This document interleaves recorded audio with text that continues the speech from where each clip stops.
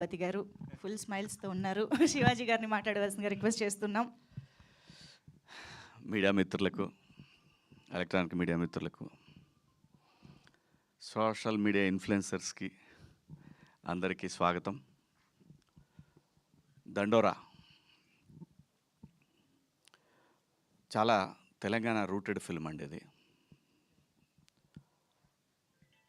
తను మురళి ఈ స్క్రిప్ట్ రాసుకున్న ఏం చదువుకున్నారు మీరు అని అడిగా. ఏం చదువుకోవటం వెంట అమెరికా నుంచి వచ్చాను అని అన్నాడు. అంటే cinema is all about emotion అండి, కమర్షియల్. ఇది మాత్రం నిజం. మనం ఏదో జనానికి సలహాలు సందేశాలు ఇద్దామనుకునే పరిస్థితి అయితే సినిమాకి వాళ్ళు లేదు. ఈ సినిమాలో ఎంటర్టైన్మెంట్ ఉంటుంది, ఎమోషన్ ఉంటుంది, డ్రామా ఉంది, అగ్రెషన్ ఉంది. నేను దండోరా అని టైటిల్ చెప్పినప్పుడు నేను అన్నాను, ఎందుకు వన్ సైడ్ అనుకుంటారేమో కదా ఆ సినిమా అన్నాను. లేదు, అది కామెడీ ఉన్నా దండోరా వేసినట్టే ఉంటుంది.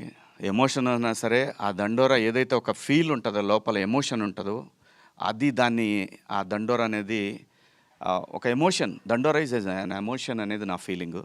కథ విన్నప్పుడు నాకు ఒకటే అనిపించింది, ఆఫ్టర్ కోర్టు కన్నా ముందే ఈ సినిమా నేను కమిట్ అయ్యాను. కంటెంట్ ఫుల్లీ లోడెడ్ ఫిల్మ్ అండి. ఇది మనం ఇలా మాట్లాడగానే, లేదంటే మనం ఇలా బాధపడి చెప్పగానే సినిమా చూస్తారనుకునే రోజులు లేవు.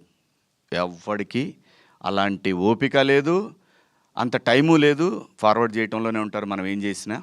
అది కాకుండా ఇది కంటెంట్ ఓరియంటెడ్ ఫిలిం. ఇది మనకి తమిళ్లో వచ్చినా, ఏ లాంగ్వేజ్లో వచ్చినా ఈ సినిమా ఆడుద్దండి, అంతవరకు అయితే కన్ఫామ్. ఇది నా అభిప్రాయం. నా అభిప్రాయాన్ని అంగీకరిస్తారా లేదనేది రేపు పొద్దున సినిమా థియేటర్లో రిలీజ్ అయిన రోజు మనకు తెలుస్తుంది. పాత్రలు ప్రతి ఒక్కళ్ళకి కూడా వాళ్ళ స్థాయిలో వాళ్ళని ఎలివేట్ చేసుకోవటానికి ఒక్కొక్క క్యారెక్టరు అలా క్రియేట్ చేశారు. ఈ పాత్ర దొరికిన ప్రతి ఆర్టిస్టులు అదృష్టవంతులేనండి. ఈ సినిమాలో వాళ్ళు ఎంతసేపు ఉంటారనేది సెకండరీ, స్క్రీన్ స్పేస్ ఎంత అనేది సెకండరీ. ఈ సినిమాలో చేసామంటే ప్రతి పాత్రకి ఒక తన యొక్క సెల్ఫ్ రెస్పెక్ట్ ఉంటుంది ఆ క్యారెక్టర్. ప్రతిదానికి ఒక సెల్ఫ్ రెస్పెక్ట్ ఉంటుంది ఆ క్యారెక్టర్కి. అంత బాగా కుదిరింది ఈ సినిమా. అలాగే బెన్నీ గారు వచ్చి చెప్పారు. బెన్నీ గారు ఇట్లా ఫోన్ చేసి, మా ఫ్రెండ్ అదే 90s ప్రొడ్యూసర్ ద్వారా ఫోన్ చేశారు నాకు. ఫోన్ చేస్తే రండి కథ విందామని చెప్పాను. వచ్చారు.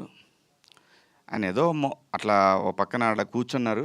కథ ఈయన చెప్పారు. ఆయన మాట్లాడలేదు. ఆయన చెప్పేసి ఆయన వెళ్ళిపోయారు. తర్వాత రవి గారు కథ చెప్పారు నాకు, మురళి గారు. నాకు అనిపించింది అనమాట చాలా. ఆ క్షణంలో నేను ఏదైతే 90s చేసేటప్పుడు ఒక మిడిల్ క్లాస్ ఫాదరు ఎలా స్ట్రగుల్ అవుతాడనేది ఎలాగైతే నేను ఆ సిరీస్లో అతను చెప్తున్నాను సేపు నాలో ఏం ఎక్స్ప్రెషన్ లేదు. అయిపోయిన తర్వాత ఇది ఎక్కడైనా దారి తప్పుతాడా అంటే కథ చెప్పడంలో ఎక్కడైనా పక్క వెళ్తాడనే ఫీలింగ్ నాకు. అది అతను చెప్పే వరకు, ఎండ్ క్లైమాక్స్ చెప్పే వరకు కూడా నాలో ఎటువంటి ఎక్స్ప్రెషన్ తను చూడలేదు. కానీ ఒక చోట నాకు కళ్ళమ్మ నీళ్ళు రావటం చూశాడు. ఇంకా అదే లాస్ట్ సీను. అది చూసిన తర్వాత అతను అలాంటి ఒక అనుభూతి ఇతను కథ చెప్పినప్పుడు అది వేరే, ఆ ఎమోషన్ వేరే, ఇది వేరే. బట్ అలాగా ఇతను ఏమైనా దారి తప్పుతాడని చెప్పి నేను ఏ కథ చెప్పినా కానీ, కోర్టు తర్వాత మీ అందరికీ తెలుసు మనం ఎన్ని సినిమాలైనా చేయొచ్చు. ఎన్నో వచ్చినాయి నాకు, రోజు 4-5 సినిమాలు వచ్చినాయి. ఎందుకంటే 13 సంవత్సరాలు సస్టైన్ అయ్యాను. సినిమా డబ్బులు లేకుండా, సినిమా పని చేయకుండా సస్టైన్ అయినండి. డబ్బుల కోసం ఏది పడితే అది చేయాలనే ఉద్దేశం నాకైతే లేదు. ప్రజలు నాకు ఒక రెస్పెక్ట్ ఇచ్చారు, దాన్ని కాపాడుకోవాలనే ఉద్దేశంలోనే. డబ్బులు మనకి ఎంత రావాలో అంత భగవంతుడు అది ఆయన డిసైడ్ చేస్తాడు. ఆ డిపాజిట్ అది ఎప్పుడు రావాలో అప్పుడు వస్తూ ఉంటుంది. అలా మంచి పాత్రలు చేయాలి, ఎట్టి పరిస్థితుల్లో కూడా మంచి కథలు చేయాలనే ఏంలో నేను విన్న 70-80 కథల్లో ఇది ఒక కథ అండి. అందులో నాకు నచ్చిన ఒక 10 కథల్లో ఇది ఒక కథ. ఏది నేను రీఎంట్రీ తర్వాత నేను వచ్చినాక, మళ్ళీ ఇండస్ట్రీకి వచ్చిన తర్వాత అలాంటి ఒక గొప్ప కథ ఇది. ఎవ్రీథింగ్ ఎక్కడా కూడా మనకి వీళ్ళేదో మనకి వాయించేస్తారు, కులాలు మతాలు ఏం లేదండి. ఎక్కడ కూడా ఏ కులంలోనైనా ఇక్కడ 2 కులాలు, డబ్బున్నోడు లేనోడు, ఇవి 2 రాజ్యాన్ని ఏళ్తాయి. ఈ రెండిట్లో నుంచే స్ట్రగుల్ ఉంటుంది. వాడేమో తొక్కాలని, వీడేమో తొక్కుతున్నాడు పైకి లేవాలని. ఇదే ఫీలింగ్ ఉంటుంది ఎక్కడ చూసినా సరే. అది మీడియా అయినా, సోషల్ మీడియా అయినా, ఎక్కడైనా సరే ఒకడిని ఒకడు నేను నీకన్నా గొప్పవాడిని చెప్పాలనే ప్రయత్నమే జరుగుతూ ఉంటుంది ఎక్కడైనా సరే.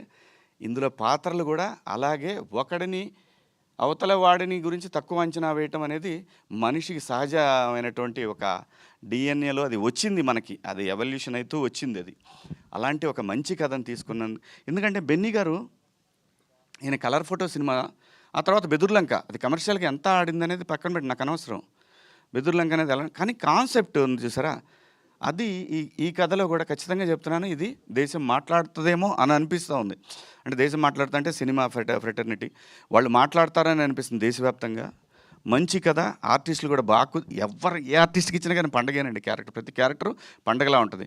అలాగే ఈ పెర్ఫార్మెన్స్లు చూసిన తర్వాత ఆయనకి పూనకం వస్తుంది అనేది కన్ఫామ్.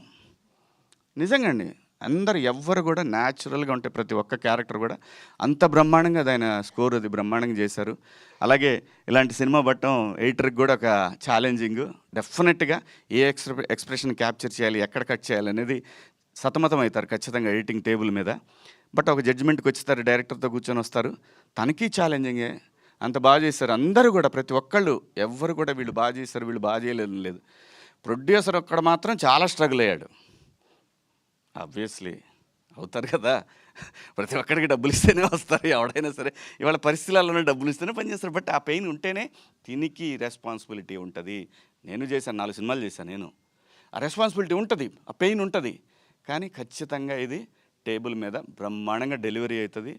ఏం టెన్షన్ వద్దండి. ఖచ్చితంగా 25వ తారీఖు క్రిస్మస్కి ముందుగా ఓవర్సీస్లో 23వ తారీఖు నుంచి ప్రీమియర్స్ ఉంటాయి.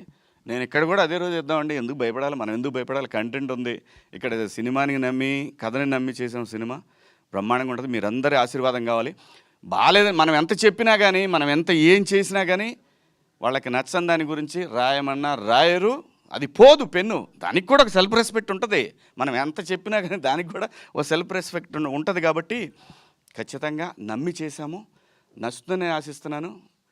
రండి, థియేటర్స్కి రండి. మంచి కంటెంట్ ఉన్న ఫిల్ము 25వ తారీఖు, 26, 27, 28 జనవరి 1 సెలబ్రేషన్స్ ఉంటాయి ఖచ్చితంగా. ఈ సినిమాకి సంబంధించి అందరం కలిసి ఎంజాయ్ చేద్దాం థియేటర్లో ప్లస్ బయట. థ్యాంక్ యూ అండి, థ్యాంక్ యూ అవకాశం ఇచ్చినందుకు ఈ సినిమాకి, బెన్నీ గారికి అలాగే మురళీ గారికి, అలాగే సినిమాని ఎగ్జిబిట్ చేస్తున్న డిస్ట్రిబ్యూటర్స్ మైత్రి వారికి, అలాగే ప్రైమ్ షో వారికి అందరికి కూడా, అలాగే యుఎస్లో డిస్ట్రిబ్యూట్ చేస్తున్న భద్రకాళి వారికి అందరికి కూడా పేరు పేరున ధన్యవాదాలు. థ్యాంక్ యూ మీడియా మిత్రులందరికీ కూడా. Thank you so much sir. Thank you. Thank you Shivaji గారు.